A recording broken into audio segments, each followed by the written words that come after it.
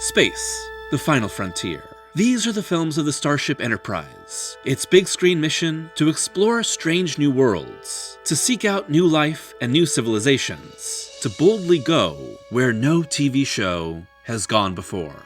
From 1966 to 1969 and across 3 seasons, Star Trek became one of the defining visions of modern science fiction on television, with Captain James T. Kirk, Spock, Bones, and more exploring the cosmos aboard the USS Enterprise on a 5-year mission. But falling ratings, behind-the-scenes struggles, and a doubting TV network led to its cancellation after 79 episodes. For years, it seemed as though Star Trek was truly over, destined to exist as a deeply loved but short-lived experiment. But that all changed in 1978, when the franchise was resurrected on film with Star Trek: The Motion Picture, leading to 5 more films in more than a decade that saw the original crew of the Enterprise return to action with a bigger budget, bolder vision, and new stories that propelled the series into the modern day. In the years since, Star Trek has ping-ponged back and forth between the TV set and the big screen.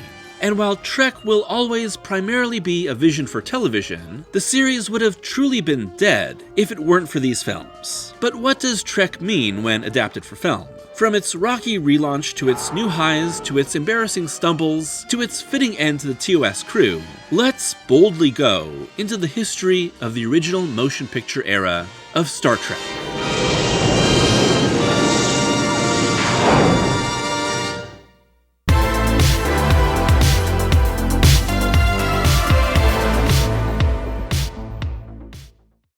We begin our story at the end, with the final episode of Star Trek airing on June 3rd, 1969, and television network NBC officially canceling the show after 3 seasons and 79 episodes. Star Trek had been a well-loved but struggling show from the very beginning, due to behind-the-scenes fights, declining ratings, impassioned fans with letter-writing campaigns, and slashed budgets from the network. And when the time came for Star Trek to truly end, it was never really over for fans or the show's creators. And also there was an animated series that ran for 2 seasons. In the years that followed, Star Trek, the original series run in perpetual syndication, grew and grew its popularity. And with fan conventions basically created in the first place because of Trekkies, the tangible popularity of the show was undeniable. Turning Star Trek into a movie had already been suggested by series creator Gene Roddenberry before the 3rd season even began. After all, the Adam West Batman show had recently proved it was possible, and with newfound interest, Paramount began searching for new life in the franchise. After several rejected scripts from Roddenberry and others, Paramount announced in 1977 that Star Trek would return instead to TV, with Roddenberry at the helm of Star Trek Phase 2, with the whole cast returning except Leonard Nimoy as Spock,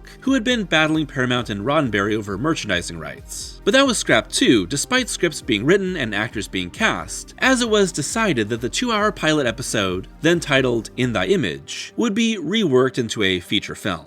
Really, it was due to 2 things. Costs on Phase 2 were getting out of hand, and the chances for actually making a profit on the series were looking grim, and on May 25th, 1977, a little movie called hit screens and proved that big sci-fi adventures could be massively successful.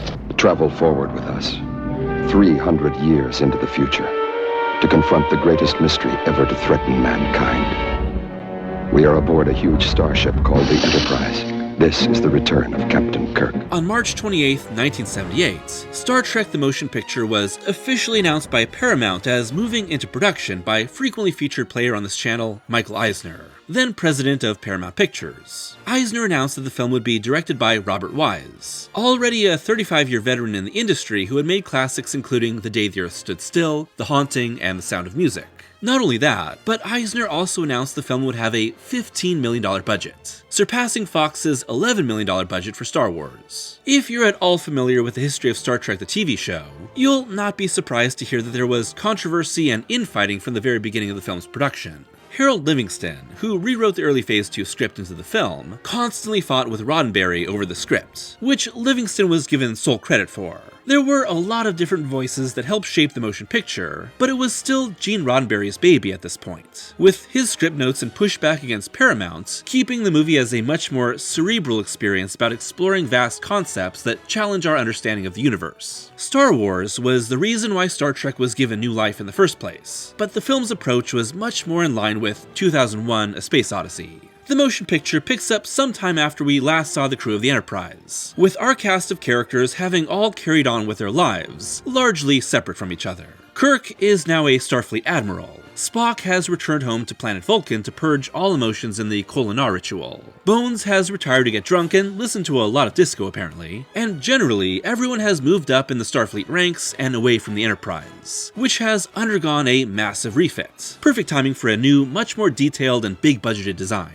all with a new crew. But the arrival of a massive energy cloud controlled by an alien entity pushes the Enterprise into action, with Admiral Kirk forcibly taking command and reassembling his reluctant crew to intercept the cloud and stop it before it reaches Earth. As for the actors, they'd found themselves in a lot of different places in the decade between show and film revival. William Shatner struggled with typecasting that left him broke and taking any B-movie role or TV guest appearance he could find, after he had become synonymous with the show. Leonard Nimoy joined the cast of Mission Impossible among many other shows and films, while trying to distance himself from the character, going on to write his memoir, I Am Not Spock, in 1975, and getting a $500,000 paycheck for use of his likeness before agreeing to return. Really, DeForest Kelley, Nichelle Nichols, George Takei, James Doohan, and Walter Koenig all struggled with being typecast, largely relying on Star Trek convention appearances to make a living. When Star Trek returned in film form, it gave them another chance, even if it would define the rest of their careers. But despite the original episode being written, and Paramount interest in making the film for years, the script for the motion picture wouldn't be finished until months into production on the film, with the cast and crew essentially working with the first 2 acts of the script and missing the final part. Not ideal. The motion picture was also a very effects-heavy film, with everything from costumes to sets to miniatures to optical effects and blue screens, pushing the limits of what was possible at the time.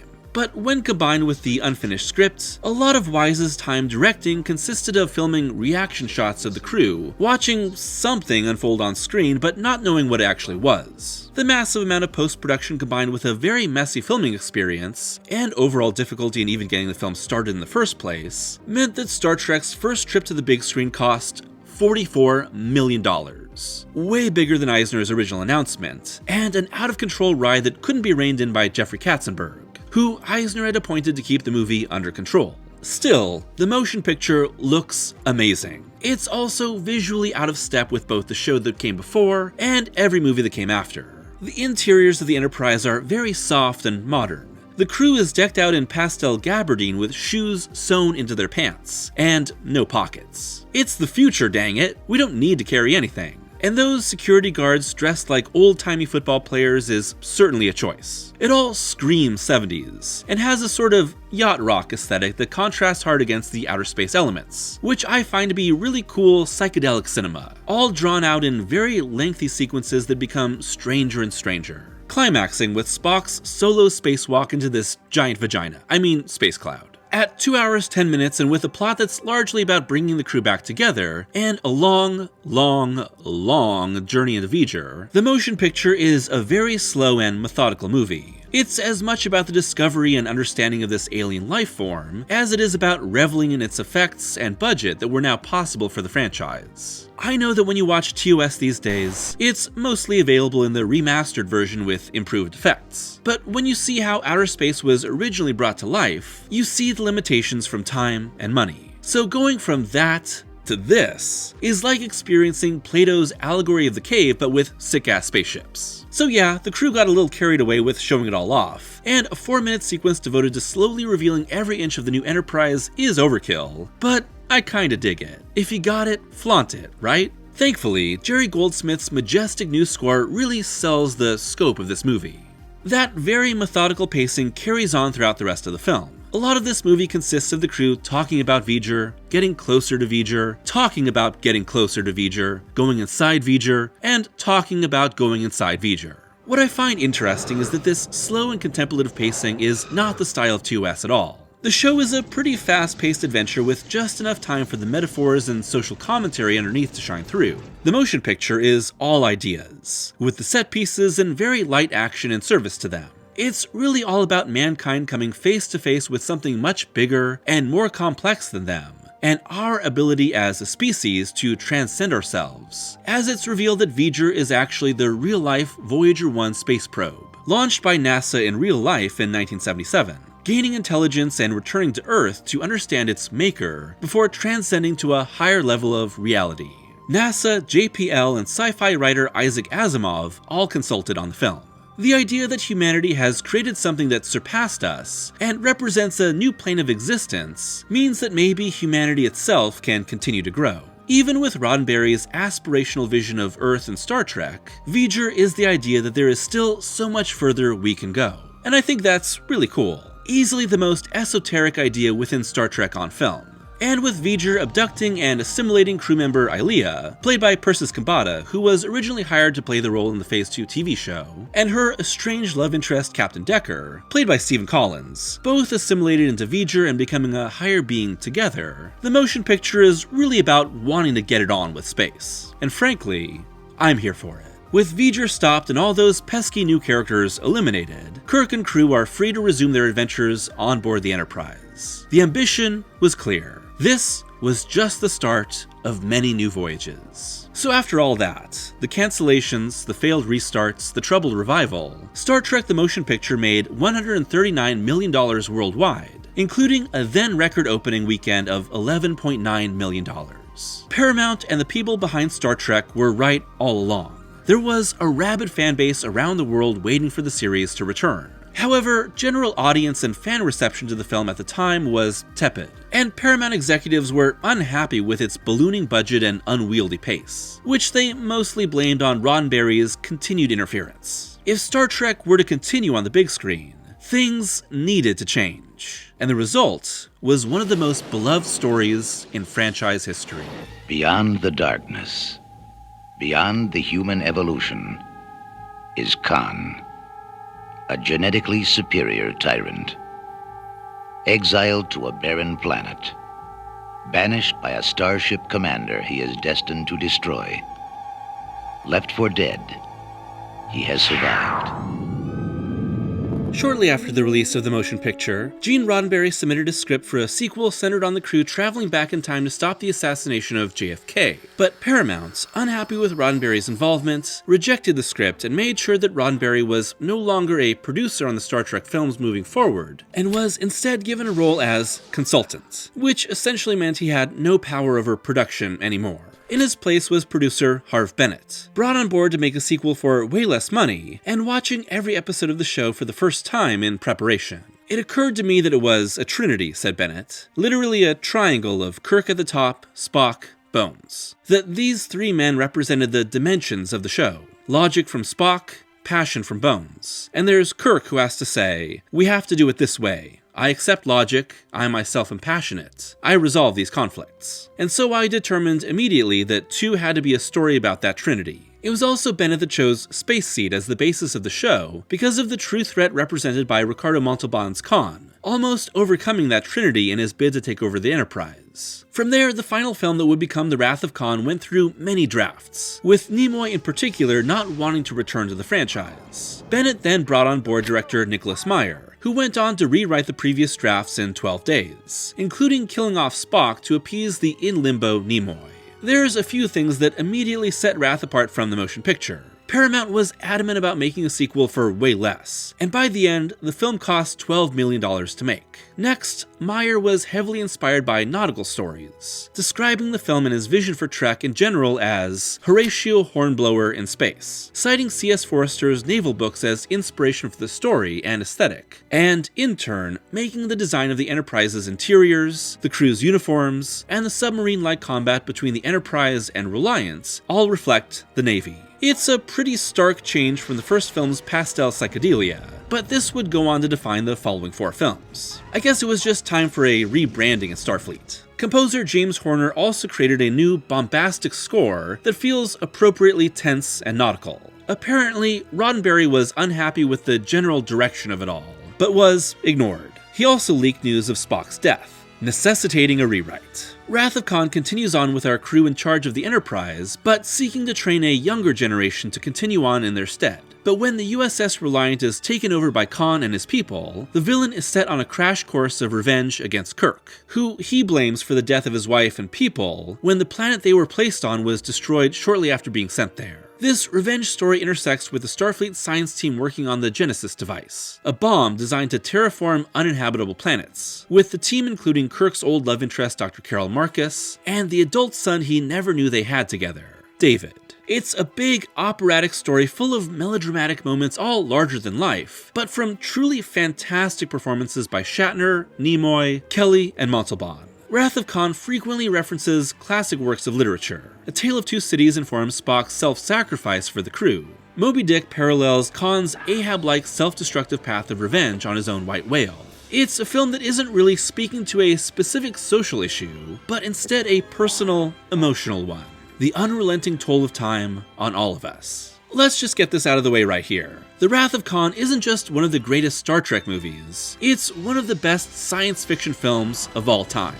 It's thrilling, it's funny, it's incredibly heartfelt. Its sci-fi concepts are in service to its story of life and death, and at the heart of it is coming to terms with getting older, and what it means to confront death, and the many regrets you have at a point where you can't truly make up for them.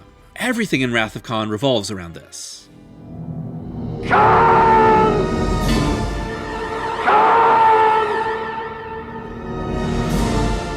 Khan Noonien Singh, played by the incredible, massively muscled Montalban, is a man at the very end of his story, and filled with loss and regret. All he has left is revenge, and specifically, revenge against Kirk, who is resistant to admit he is getting older. Shatner himself, who was 51 at the time of the film's release, didn't want to look his age either, but was convinced to do so by Meyer. And it's Kirk's fear of getting older that keeps him from letting go of the Enterprise. But Khan's return and meeting David push him to accept where he is in life and be stronger for it. Of course, this confrontation all leads to tragedy, with Spock sacrificing himself to save the Enterprise from Khan's suicidal detonation of the Genesis device. Spock's death is incredibly touching and also brutal, blinded by radiation poisoning and dying in the sealed-off engine room.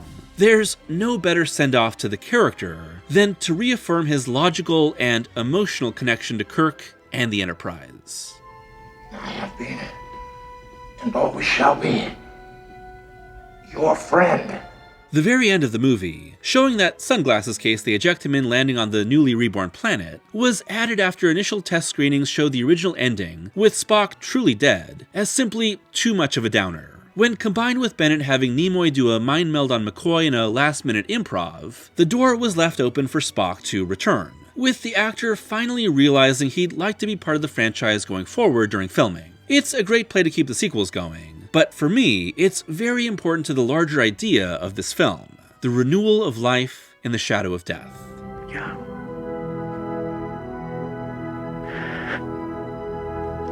I feel young. In some ways, Wrath of Khan is the touchstone of this entire franchise. And while the rest of the original series movies will mostly do their own thing for better or worse, most every movie in the Next Generation and Kelvin eras will try to replicate its formula of having a major central villain and a personal conflict, instead of the classic Trek themes of exploration and adventure. But that's for another video. Wrath of Khan was released on June 4th, 1982, and would make $97 million at the box office. Less than the motion picture, but much more profitable, thanks to its much smaller budget. And with that, Paramount was off to work on another entry to address Spock's death and keep the franchise moving forward. All that they've stood for will now be put to the test.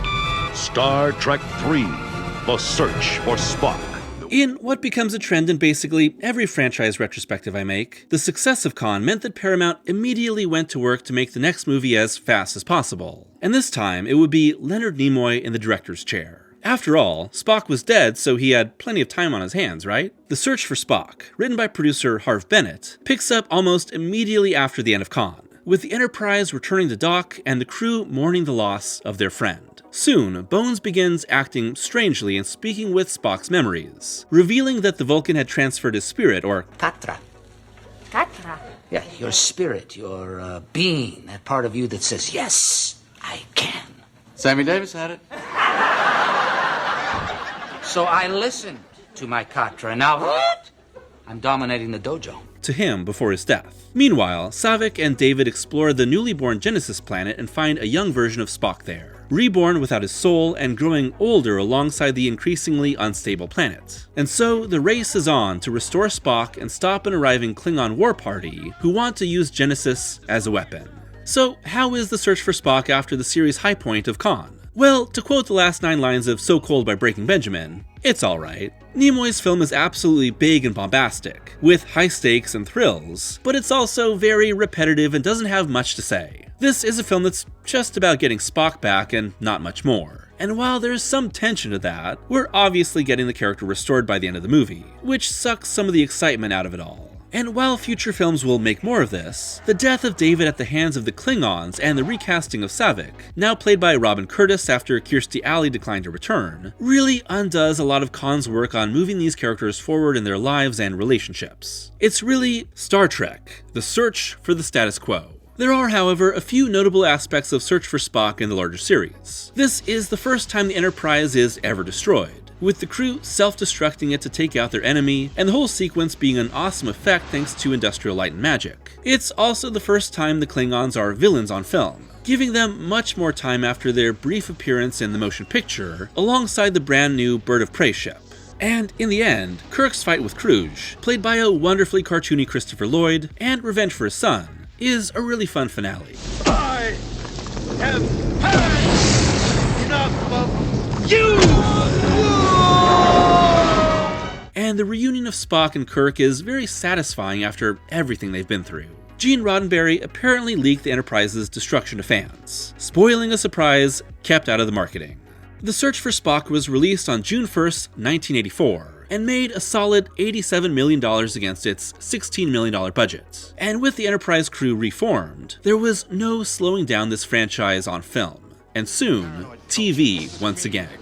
The key to saving the future Spock, you're talking about the end of every life on Earth. can be found only in the past. We're going to attempt time travel. We roll right into our next Trek on film with The Voyage Home, directed once again by Nimoy, and this time with a story by both Nimoy and Bennett, who opted for a much lighter adventure. But here, Trek would return to more relevant societal commentary, with a story focused on animal extinction and conservation, an idea that went through several versions before settling on humpback whales, with a multi-drafted script written by Steve Mearson, Peter Krikes, Nicholas Meyer, and Harve Bennett. The thing is, not everything was perfect behind the scenes at this point in Trek history. Apparently, Shatner refused to sign up for another film until he was paid $2.5 million, and guaranteed to direct whatever Star Trek V would be. If Nimoy could direct 2, then obviously Shatner should have one for himself, right? More on that in a minute. The Voyage Home has the crew return to Earth in their commandeered Klingon Bird of Prey to face the consequences of their actions, only for a mysterious alien probe to approach Earth seeking to communicate. But the probe is searching for humpback whales, long extinct by this point, and its communications are destroying the planet's atmosphere. The solution? Travel back in time to 1986 San Francisco and retrieve some still-alive humpbacks to communicate with the probe and save the Earth. Yes, that's a ridiculous premise, but I freaking love it. This is Trek as a comedy, but still with pressing ecological issues on its mind, contrasting a time of whaling, animal extinction, and pollution gone rampant, with a future utopia that is still paying the price for our careless actions in the present. It's a call for us to change our ways before it's too late, and without a true villain and adventure and exploration on its mind instead of action, The Voyage Home is a product of Nimoy's desire for a movie that had no dying, no fighting, no shooting, no photon torpedoes, no phaser blasts, no stereotypical bad guy.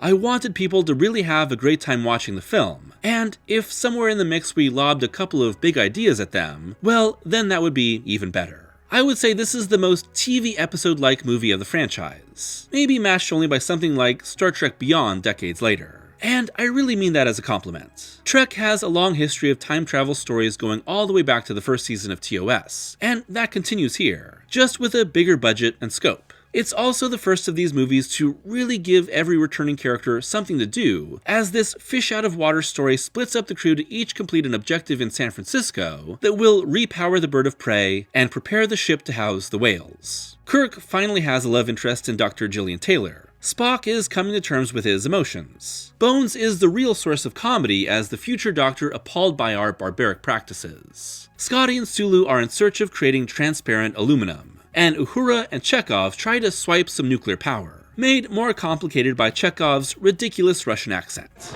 Can you help us? Please, we're looking for the naval base in Alameda. Could you tell me where the nuclear vessels are? This is a comedy first and foremost, really the only one in the entire film franchise, but it has a lot of great ideas that it's bouncing off its characters and setting. What does the probe want to say to the whales? We'll never know. It's a MacGuffin designed to create a fun time travel story, and also comment on our issues of conservation. Admiral, there be whales here! One really interesting aspect of the Voyage home that I often forget before rewatching is how much work it's doing for the continuity of these movies. The film picks up shortly after Search for Spock with the Enterprise crew wanted by Star Command for stealing the ship to save Spock, and the Klingons essentially branding Kirk as a war criminal. The crew's return in the Bird of Prey to nobly face their punishment, and their saving of Earth wraps up these plot details, and gives them the brand new NCC 1701A to restore the Enterprise and set the precedent for next gen's Enterprise D. But I really appreciate the way Nimoy and Bennett's story balances the continuing saga with this fun one-off adventure. It's pure fun, and with the franchise having gone 2 decades without an episode like this, it's such a breath of fresh air. The Voyage home was released on November 26, 1986, with a box office of $133 million, proving that Star Trek was not going anywhere. And as a side note, what's also important for the future of Trek here is that the continued popularity of Trek both on film and in continued syndication, along with the rising payday demands of the TOS cast, led to Paramount announcing a brand new Star Trek series, with Roddenberry returning as creator. Star Trek: The Next Generation was announced on October 10, 1986, and would go on to define the series for the modern era. But the original cast wasn't done yet. The greatest enterprise of all is adventure. Star Trek V, The Final Frontier.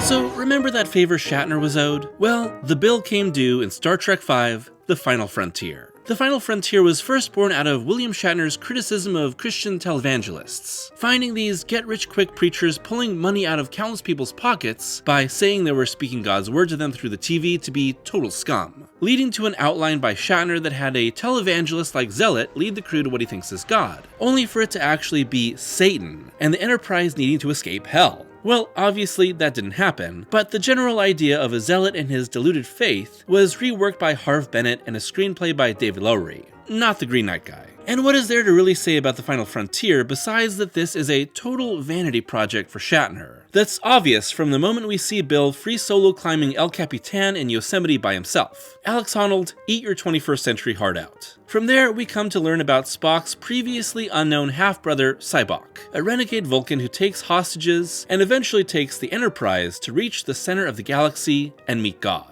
To make it happen, Sybok uses his Vulcan mind meld to expose and heal the innermost pain of each crew member, convincing them to join his side. Not Kirk, of course. He's a man, not some mentally fragile weakling. And so, with the Enterprise reaching Sybok's destination and the entity revealed, Kirk gets to live out my own personal dream and fight God. Well, not really God. After all, what does God need with a starship?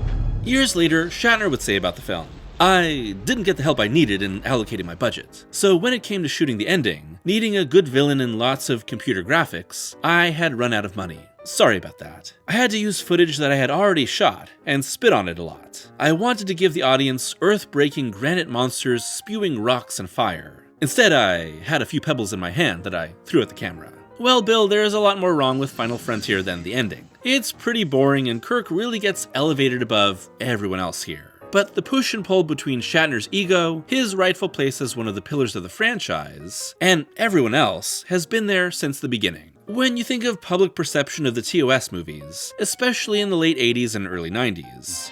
Star Trek 12. So very tired. See the original cast in their latest, greatest adventure. Captain, Klingons off the starboard bow. Again with the Klingons. You see a lot of people pointing out the age of the cast and the increasingly ridiculous nature of these movies. But if you actually watch them, most of these films don't have that silly suspension of disbelief in just how tough and strong these aging adventurers are, because it's more tactical commands than fistfights. It's really this ridiculous vanity project that gave these films that reputation. Released on June 9, 1989, amongst stiff competition, The Final Frontier made a total of $63 million worldwide. A steep drop from 5 and not great against its $27.8 million budget. And so, with the box office turning and Next Generation becoming the priority for the franchise, it was time to say farewell to our crew. The galaxy stands at a crossroads. This is the Starship Enterprise. We've been ordered to escort you to your meeting on Earth. Guess who's coming to dinner? After initially considering a prequel, which happened several times between these films, written by Harve Bennett, Nimoy brought Nicholas Meyer back on board to write a story inspired by the fall of the Berlin Wall on November 9, 1989, and the end of the Soviet Union. It was Nimoy who thought, what if the wall comes down in outer space? And together, they created a story where the Klingons became an even more obvious parallel to the Soviet Union. A Chernobyl-like incident destabilizes their empire, and Gorkin, Chancellor of the Klingon High Council played by David Warner, was inspired by Mikhail Gorbachev and his glasnost policies. With Meyer once again directing and working to give the film a darker approach, The Undiscovered Country begins with the destruction of the Klingon homeworld, destabilizing the Empire and forcing them into negotiations of peace with the United Federation of Planets. Of course, Kirk hates the Klingons because of his son's murder, but when he's framed for the murder of Chancellor Gorkon by the evil General Chang, Christopher Plummer, he and Bones are quickly convicted and imprisoned. From there, it's a race to escape and stop the rogue Klingons from attacking the Federation to save the peace talks. While Final Frontier largely dropped the ongoing threads of Kirk's strained relationship with the Federation and the Klingon Empire's hatred of him, Undiscovered Country jumps right back into it, to make this a story of how prejudice can endanger a better tomorrow. It's not just Kirk who has to overcome his hatred of another group, but it's the radicalization of Chang that poses a threat, alongside a secret group of Federation and Romulan officers. The bright and shining Federation, a harmonious utopia, isn't perfect like it seems. Of course, so many future movies and shows would subvert the utopian idea so much that it's downright depressing. But here, I like that Undiscovered Country reveals flawed and bigoted individuals as still very real threats even when society as a whole tries to move forward. It also looks really cool. More weathered and aged despite having to repurpose a lot of TNG sets to save money. The action climax of the Enterprise and Excelsior working together to uncover Chang's cloaked ship is easily one of the most satisfying finales in this franchise. Combined with the last-minute political rescue, and this easily fits in with the many political thrillers that filled the rest of the 90s. Gene Roddenberry, of course, hated it, seeing any prejudice in his future utopia as unacceptable. Thankfully, The Undiscovered Country is the perfect capstone to the TOS films. A movie that not only wraps up the various plot threads and character arcs left over from the previous entries, but a very relevant, deeply political story that really showcases how Trek can comment on real-world issues. Add in the literal sign-off the crew gets at the end, and this is the type of ending very few long-running franchises ever get to have. Second start to the right. And straight on till morning. With a $96 million box office against its $30 million budget, it also ended strong in theaters. In the 12-year span that the original series cast starred on film, both science fiction and the Star Trek franchise itself had undergone massive changes. Sci-fi in the 80s had become a lot grittier and more cynical, drastically different than the utopia Trek presented on TV and film. In real-world space travel, the first moon landing happened shortly after Trek was cancelled, and the first space shuttle launch happened before Wrath of Khan was made. And by the time The Undiscovered Country was released, The Next Generation was already deep into its 4th season, having concluded its 2-part finale and premiere, The Best of Both Worlds, and fully carving out its own identity within the franchise, and in many ways, defining it more than these films ever could. For most Trek fans, the films will always be secondary to the TV shows in how this franchise is defined. And in many ways, the small scope and runtime of a movie will never be able to reach the breadth and depth provided by so many seasons of a TV show. But these movies will always hold a special place in my heart, and I think to many, these are a perfect entry point into becoming a Trek fan, providing the amazing characters, moral complexity, and strange new worlds that make this franchise special, while having a more modern, exciting pacing that can hook new audiences. These 6 films gave the original crew a chance to recapture glory, and, for all its ups and downs, they brought new life to Star Trek when it seemed like the Enterprise was lost in space forever. And for that, they will always have a special place in the franchise. And as I do with every retrospective, here's my ranking of every TOS Star Trek movie from worst to best.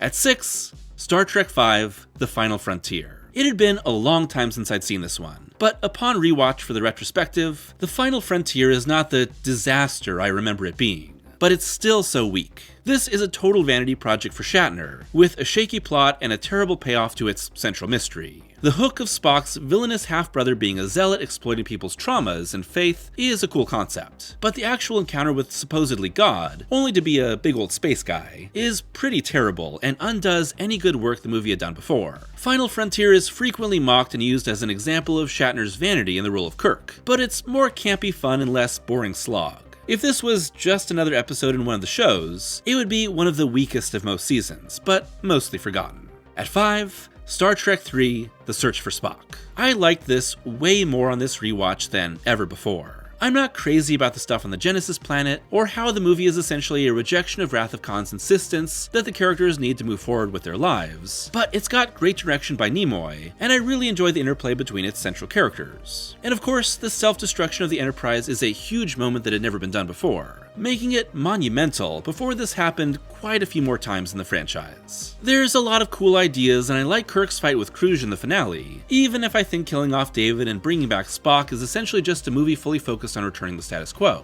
Shame they couldn't stop aging Spock earlier. Nimoy could have probably lived for another 10 years.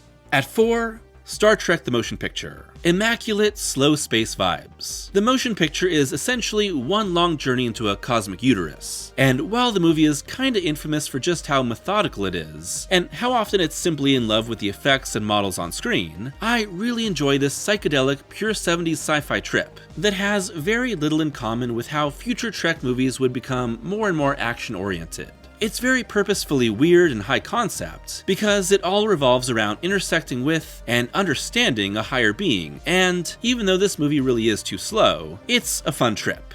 At 3, Star Trek IV: The Voyage Home.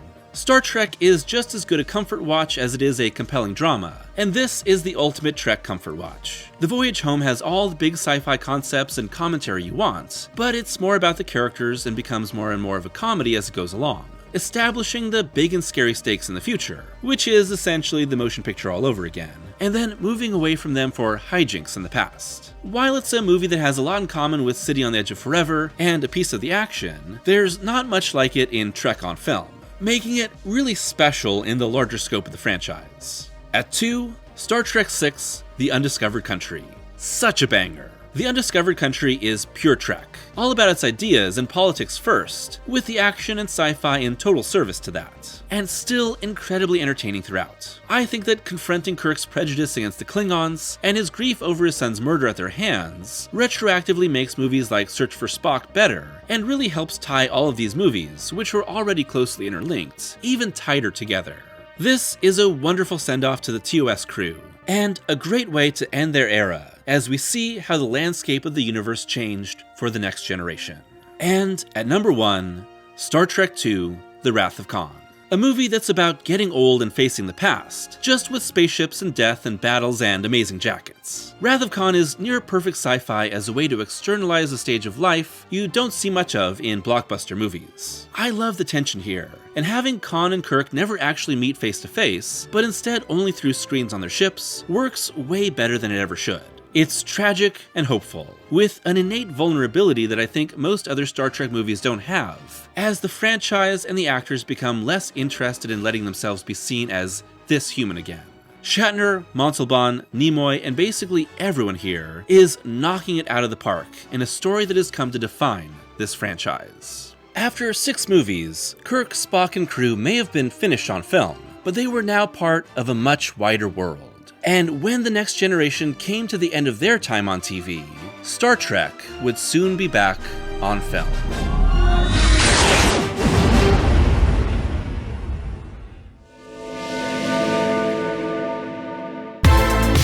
Thanks for watching today's video, the final video of 2024 and the Draper finale. With the year coming to a close, I wanted to kick it all off with the start of another retrospective series. And Star Trek is something that I've only talked about once before on the channel, with a video on The City on the Edge of Forever, but is something that I've loved for many years. Ever since I was a little kid learning to love the franchise, with my mom as a huge fan of The Next Generation. And over the years, as I explored more and more of Star Trek, through older movies and shows, as well as the newer series with the Kelvin timeline, I began to love Star Trek more and more. So with wanting to make the final month of 2024 a really special time, I could think of no better way of closing it out than finally talking about Star Trek movies. So yes, this is the first of several retrospectives on these films, with videos to come on the Next Generation movies and the Kelvin movies as well. And anything else after that, unmade Star Trek movies or specific episodes being spotlighted, will all depend on how much people like these videos. Personally, the TOS movies are ones that I've come to love more and more over the years as I continue to rewatch them.